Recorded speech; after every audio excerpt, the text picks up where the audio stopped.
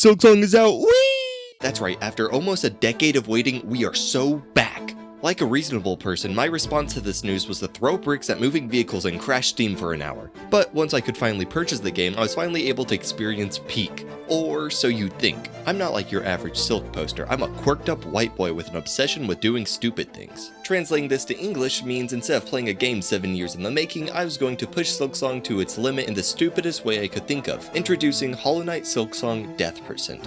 I will be min-maxing the first 30 seconds of this game to try and die the fastest anyone has ever died. First boss? What's that? Fade-in credits? Never heard of them. The only thing I'm concerned about is how close the nearest lethal object is. I started this holy crusade by skipping all the cutscenes and waking up on a mossy floor. I thought this would be a walk in the park if I only had 1 health to start, but after almost getting impaled and binding with my needle, I got brought up to 4. Not a good start, but I needed to scout out the area to find a good route. To my left up some stairs was a blocked path with vines. Upon cutting through, I entered the moss grotto. I quickly found the first enemy only a few steps away from the doorway. This spiky furball would be crucial for the speedrun.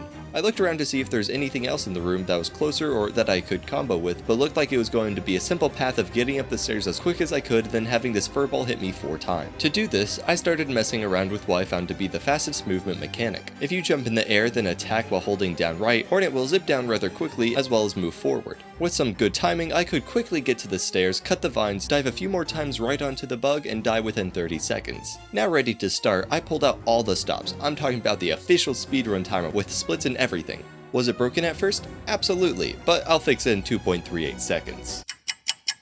There, all better. In my trial run, it took me just over 20 seconds to die. Now that I have a set time, I aim to get at least a sub 18, which means a little more than 2 seconds of cleanup. That sounds like an easy task, but in such a short run, 2 seconds would be a 10% improvement. My next run would already be a massive step forward, going to an 18:49 right away.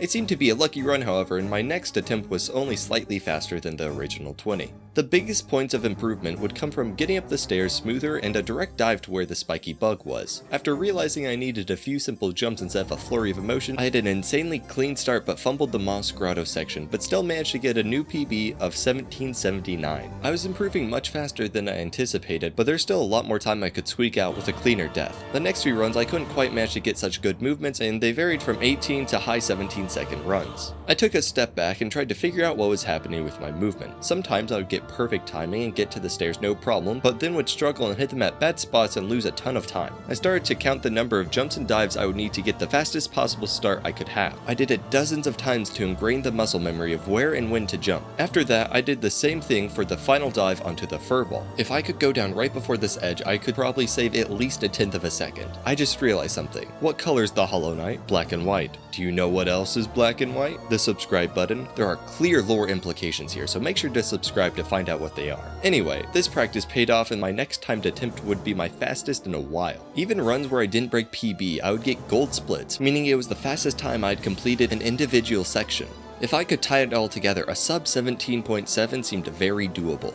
I was getting closer and closer to my new goal, shaving off hundreds of a second at a time. After plenty of golden splits mocking me on some bad runs, I got to a 17.7 on the dot.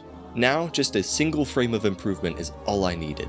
And wouldn't you know it, the next run I would get a clean 1767, accomplishing my mission. This time was a culmination of over an hour of attempts. I tried a few more times after this, but could never beat this run. All things considered, I am very happy with this time and would love to see if anyone could beat it. If you end up trying it for yourself, let me know your best time in the comments or any tricks you used that I didn't find. Thank you so much for watching, and I'll see y'all later.